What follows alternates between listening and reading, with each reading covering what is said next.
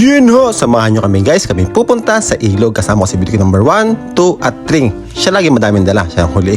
At maglalakad lang kami papunta doon. At yan na nga, nandito na kami sa Bawi Eco Trail. Grabe naman, napakaganda din eh.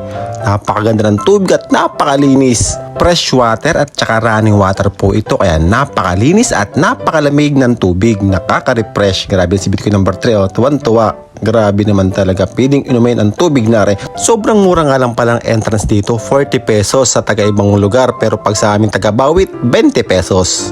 At talaga nag-enjoy ang aking mga beauty queens. Grabe naman, refreshing, nakaka-relax, walang gadget, puro tawanan at banding lang kami din eh. At pakikitaan tayo ni beauty queen number 1 na ng paglalangoy na nalulunaw.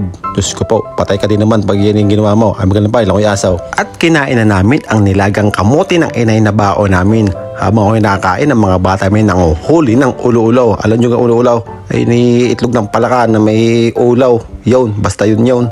Bilang magulang after work, totoo namang nakakapagod ang araw-araw.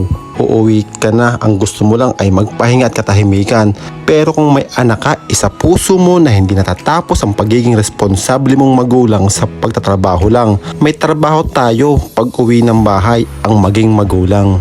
Kaya sa lahat ng mga magulang dyan, lagi nating galingan. Ge!